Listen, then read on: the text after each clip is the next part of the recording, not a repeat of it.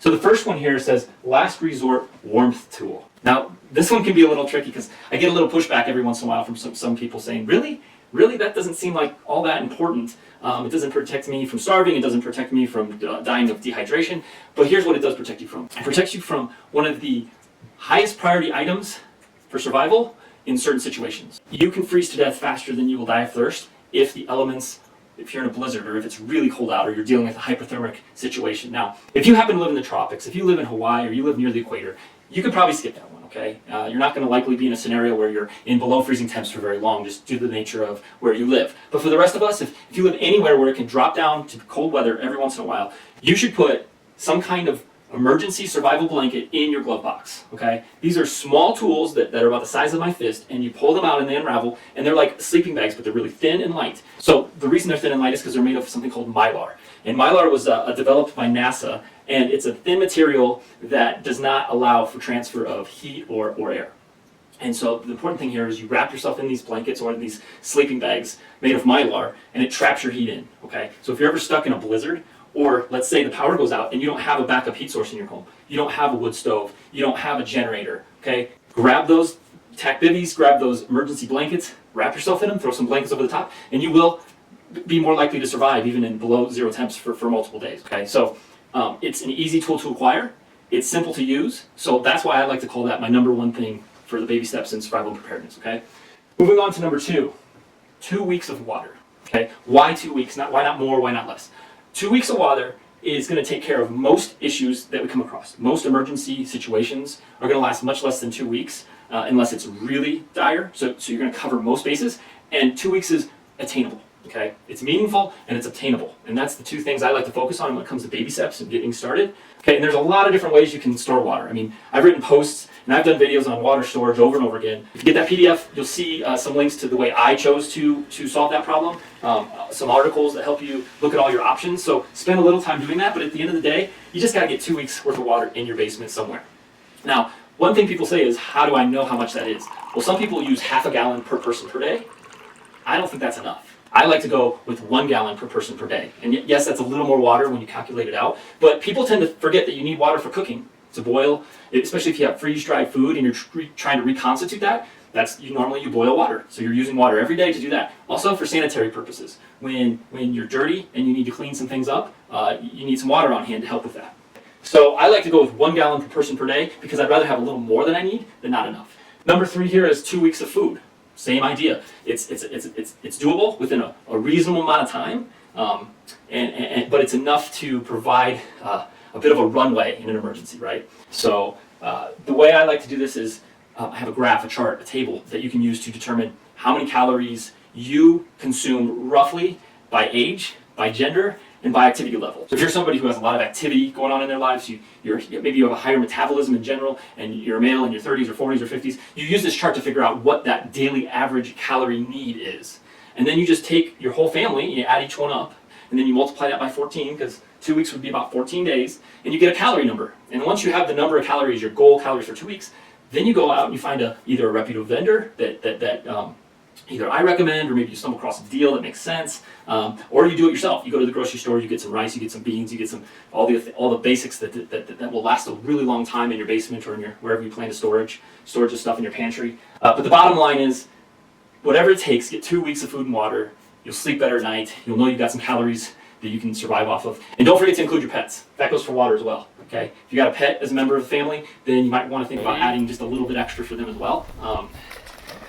You don't want to get in a situation where it's a dire situation when you have to think about pets and their survival. So we love our pets, so make sure you add them to all of your preparedness plans. The next up is very related to this. So if you go with freeze-dried food or you go with rice, how are you going to cook it? In many emergency situations, you're not going to have natural gas. Okay, that's a possibility that gets shut off. You're not going to have electricity. So how are you going to use your traditional stoves? How are you going to use your traditional gas stoves and ovens? So you need backup plans for that. I like to use a rocket stove, okay? The reason I like a rocket stove, it's a small portable stove that pulls air through the bottom and shoots the flame up out the top, and you put a pot on top. And the reason I like it is because it's so efficient. It uses a tiny amount of wood compared to like a backyard grill or barbecue. It uses a small amount of wood to boil water and to cook your food. So you don't have to have as much fuel, firewood in this case, as you would if you used other methods to try and cook your food over like a traditional campfire, per se. So it's super efficient. It creates less smoke, which is always helpful if you're trying to cook your food discreetly. You don't want your neighbors to know you have food. If they happen to be without food, you'd rather maybe keep that a secret. So I think a rocket stove is a really good use, and also a sun oven. Okay. Another option would be to get a sun oven where they use the solar rays from the sun, and you move this thing throughout the day, and it cooks it just like an oven. So you can put together some kind of pot roasts and things like that, and cook it using the power of the sun. So you wouldn't need gas or electricity, obviously. Number 5 is a hand crank radio. Okay, you never want to be in a position where you're relying on the internet or you're relying on TV stations and things like that to get your crisis intelligence. Okay, number one, they all depend on electricity to operate in some form. Whereas a hand crank radio, you take this radio, you crank it up, and it generates its own power. Right? It has a battery, and you crank it, and you crank it for 2, 3, 5 minutes, whatever, and you get that thing charged up, and then you have AM, FM radio, and I recommend you get one with weather as well, the weather bands. That way, if you're hunkered down, you have no means of communication from the outside world, you get your hand crank radio and you get to tune into what's happening, okay? Intelligence can make the difference between making a good decision or a bad decision. Should you bug out? Where's the wildfire at? Is there a riot somewhere? Where is the riot? So all this intelligence in a major crisis can usually be broadcast over airwaves, okay? So you want to make sure you have a hand crank radio on hand at all times. Next is basic defense measures. Now, I lump personal self-defense and home defense into that category, and I just want to see people take some really basic measures there. So let's start with personal defense. Now, if you've taken some personal self-defense courses, great. I think that's amazing. But as far as basic baby steps goes, I just want to see people with something they can use to defend themselves that's cheap and easy to use, okay? And that comes down to pepper spray, right? You don't need to take a course, you don't need to get a certificate. Anybody can buy this stuff. You basically uncap it and you spray it into an attacker's face and eyes, and if it's good enough stuff, if it's potent, it will knock them down, it will back them off, and it's easy to use. So again, I also like whistles. If somebody's attacking you and you're hitting a whistle and you're blowing some pepper spray, you're not an easy target, right? That's called target hardening. And obviously, there's more ways to target harden. You can carry a self-defense weapon, a firearm, if you will, but that's more advanced, okay? That's something you can look to do in the future down the road if you want to take it to the next level. But for this basic 10 baby steps, it's going to be a pepper spray. And then as far as a home defense goes, deadbolts on every exit. Entrance and exit point, you want deadbolts. I also highly recommend some kind of alarm system. So nowadays, there's incredible options as far as alarms go. I chose something called Abode, which is just an entrance point alarm system. It goes to my phone. It says, hey, this door open, this door closed. If I leave, it knows when my phones are gone, and it alarms it, and arms it. And then if somebody enters, my phone goes off, and I would know, and I can call the police or whatnot. And there's advanced features with that security system. It does take a little bit of an investment to buy, but here's the nice thing. If you're a renter, you can take that with you. Okay, that system's not permanently wired into your house. It's all through the Wi-Fi and the internet. Another thing I like is motion sensors on the outside of your home, especially at the most vulnerable locations, okay? So your entrance points, or if you have a spot on your backyard where there's a ground window that would be easily accessible to somebody who was trying to break in. You could also look at upgrading those specific windows to security glass type coatings. You can add these sheets of coating that turn a regular window into a much more difficult window to bash in. It'll shatterproof, make it shatterproof, so that it would take much longer and a lot more noise for somebody to break into that home, okay? So those are just some basic home defense, home fortification tips that you can take, but you need to do something, right? If you don't have deadbolts and you don't have any kind of alarm system, you don't have any lighting, you're just going to be vulnerable if people are trying to break into your home or see your home as a potential opportunity in a survival or a doomsday type scenario. Okay, next up, number 7, you need to have some basic medical supplies on hand. Okay, I mean, most people do. If you don't, then you're behind the times. You need to get some first aid kits, some really simple basic first aid kits. Again, we have some recommended products. It'll be in the PDF if you want, but you need to have some basic stuff on hand, because in a crisis where you can't go to the hospital and there's no doctors available, they're at home taking care of their own needs, you're going to be on your own, and you can't wait, okay? And so to go with that medical supplies, you got to have some knowledge to use it, okay? This is the best book I recommend. I mean, there's other products on the market, but this is the Survival Medical Handbook. It is thick, and it's basically, it says the essential guide for when medical help is not on the way, okay? So it's got sutures, it's got transportation materials, it's got, altitude sickness, it's got suturing, it's got snake bites, it's got everything in this thing, okay? And so in a crisis where you're like, what is this? How do I handle this? How do I sew this person up? You're going to have something like this.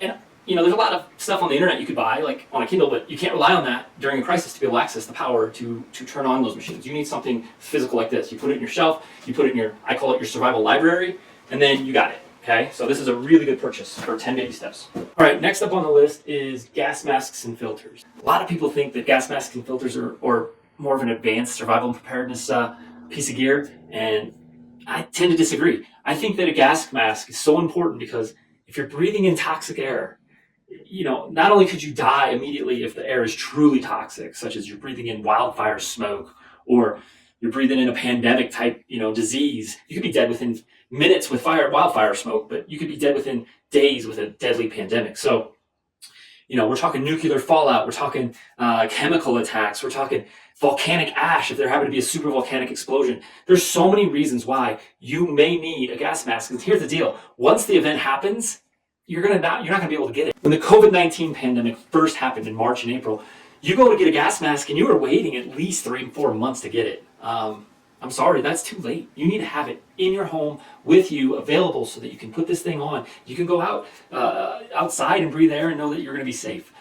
If the COVID-19 pandemic was even worse, not saying it wasn't bad, but if it was worse, if the mortality rate was even worse, if you breathe this stuff, boom, you're dead, or your kids are dead, or what have you, and we were all even more freaked out than we already were, you can believe everybody who has a gas mask would be wearing it to the grocery store and anytime they left the house. So that just gives you an idea of how important a gas mask could be in certain scenarios. Okay, so everybody I think every household should own at least one, so that one adult could leave the house safely and come back with supplies or what have you. Ideally, every member of the household would own one. Okay, it gets a little pricey when you start thinking of it that way, but they do make kid-sized gas masks and filters, and they do make infant-sized, and even make them for pets, where they have kind of an enclosure, and the pet goes inside, and then the air inside is filtered. That's up to you if you want to take it to that level, but I want to see with this basic baby step preparedness, I want one per family at a minimum. Okay, next up is build a basic bug out bag. Now, again, sometimes I get pushback on this one. Hey, Jack, I'm not bugging out. There's no way I'm going to go live in the woods, with a bag on my back, living a nomadic life. I get it. Most people would survive a week that way. Trust me. There's people who go backpacking. There's people who go hunting for weeks, and they struggle even for a few days. I mean, it's a rough life. It's not a way that I think most people could survive and thrive. But let me ask you this. If you were forced to evacuate due to either a wildfire, or let's say there was a natural gas leak in your neighborhood, and they're like, hey, you got to leave. You got to get out of here. You want a bag you can grab and go out the door, and you know that bag of supplies is yours. Okay, it's got some food, it's got a knife, it's got water filters, it's got some basic masks, some face masks. It just has your supplies. It's got things that are important to you to survive. You don't want to be in a position where you are forced to leave your home for whatever reason, and you have to rely on handouts. Okay, now if there are handouts, if there are help available, take it. Of course, take it if it's available. But you don't want that to be your plan. That's a bad plan. You want to be able to grab your bag, throw it in your truck, throw it in your car, put it on your back, and get the heck out of Dodge for a couple days. And if you end up at a shelter because of a hurricane, you want a bag of supplies that's your bag of supplies, right? You don't want to just 100% depend on others, okay? And that's what a bug out bag is. And a lot of people don't understand that. They think, when they hear bug out bag, they think, boom, I'm going to the woods with this thing. And that's just not true. I think everybody should have a bag of supplies in case they're forced to evacuate, no matter what the circumstances. And finally, I think everyone needs to join a survival coalition, okay? You can do all these steps, but who's going to hold you accountable? Who's going to help you when you have a question? Who's going to kick you in the butt and tell you you're not doing enough? You need to keep moving, right? You need a mentor. You need a group of people that care about you in a way that gets you motivated and excited to take the next step. And that's why I created something called the Resilient Life, okay? It is a coalition for people just like you, who are watching this video, who are trying to figure out how to become a resilient person, somebody who is confident that they have some supplies when things go south, who's confident and knows that they have what they need to survive for 2 weeks, and then at some point, if you join this coalition, hopefully you'll get to a point where you're considered part of the resilient few, okay? So I think there's two types of people in the world. There's those who love luxury and comfort and handouts, and they're not big on taking accountability for their own actions. I like to call those people the fragile masses, okay? Our society has breeded kind of comfort and luxury and the easy way to live, and that the grocery stores are always going to be available, the water taps are always going to run, the stove's always going to turn on, and by assuming those things are always available, you're part of the fragile masses. You're very fragile to any kind of upset events that happen in this world. I don't want to be a part of that. I want to be a part of the resilient few. And if you're watching this video, I think you do too. And so you're a perfect candidate to join this survival coalition called the Resilient Life. And it's more than just information. What's really neat about the Resilient Life, and I think you'll love about it, is that it's based on a system of taking action. Hey, I'm Jack, and I'm a co-founder of the Resilient Life, and I want to give you a quick sneak peek tour of what's inside the Resilient Life, okay? First of all, I just want to point out that the community is the #1 asset within this group, okay? We're talking about sharing and updating each other and commenting and responding. It's great. So somebody today just gave an update on how many stackable water containers that they've gotten and how much they needed for 14 days of backup water. And so I asked about, hey, I bought those same ones as well. What do you think? And then Sean came back with a question, and then I answered that question, and back and forth, right? This happens all the time in this membership. People are talking about their bug out plans. People are talking about their medical knowledge. People are talking about their food and their calories and their food stockpiles. I shared a book that I wanted to recommend to people, and on and on. It's amazing the amount of things people are sharing on this. People are sharing their bug out plans. People are sharing their gardening skills and their canning skills and why they chose to do it this way versus that way. People are sharing their water storage plans. Details, extreme details about which kind of containers they're using and how much they're storing and where they're storing it and why they're doing this and how they're doing that. And other people are commenting and saying, awesome job, keep it up. It's a true community of people helping each other who are like-minded, okay? The biggest thing about a survival coalition is it needs to have 2 things, okay? First of all, it needs to have people you trust, okay? And that means people that are like-minded, people who don't espouse to being fragile. They just don't want to be that way, either never or they don't want to be that way anymore. And number 2, they need to be people who pull their own weight. To contribute to the community in some way, right? If people don't meet those 2 criteria, you don't want them as a part of your group because they're going to become a liability, okay? And so we don't want those types of people as a part of this coalition, and you don't want that type of person as part of any coalition you're involved. So if you have a neighborhood coalition of people that are like-minded, there's going to be people who are engineers and electricians and plumbers, and those are people that have skills, and if you can trust them, if you can kind of form a mutual bond and know that, hey, if things go south, Jim or Tim or Susan or Karen or whoever, they can all come together as a group during this time and share resources and share skills and share knowledge and work together to get through it, okay? That's awesome. Not all of us have that opportunity.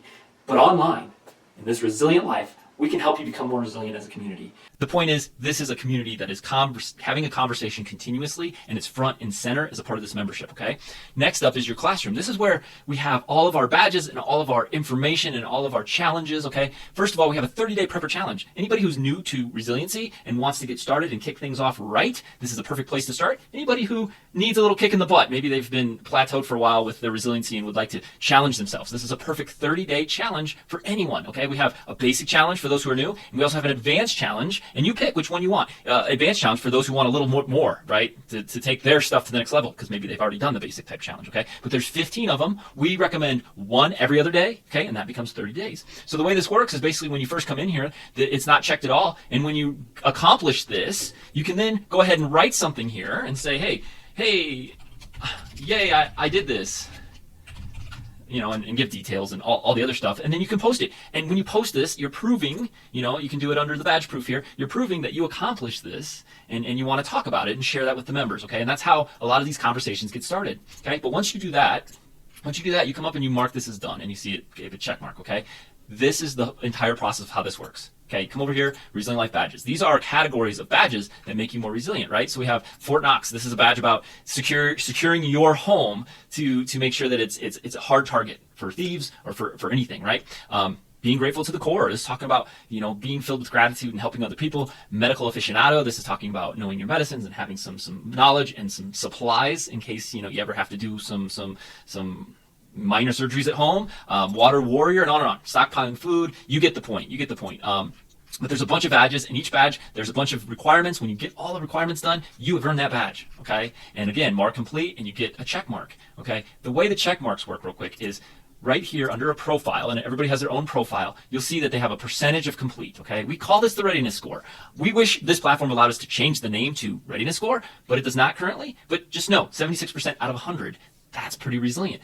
I'm not at 100. I have a lot of work to do within this site, and I'm excited to take on more challenges and do more stuff. I've done a lot. That's why I'm 76% resilient. But you will come in starting at 0. You'll click the things that you've already done, and you'll find out where you currently are, and then you can make a plan going forward on all the things. So Okay, let's go back to the classroom real quick. I just want to highlight a couple more things. We have a handbook. People have literally printed the entire thing out. It's like 10,000 words. And it's about how to live a resilient life and why it matters and how to be grateful instead of entitled and how to take on difficult things and how that makes you feel empowered and makes you more ready for, if you ever have to deal with an uncomfortable situation, you're more mentally prepared for that, okay? So that book is kind of our culture within this group. So I highly recommend when you're new to this, you read it and I think you will agree with me that this is a great way to live. Okay, mental resiliency challenges. This is for stuff that's not necessarily stockpiling food or things of that nature, preparedness. It's more like being mentally tough, right? Going without a phone, unplugging, cold shower challenge. Who knows if we'll always have hot water, so why don't we challenge ourselves to try a cold shower?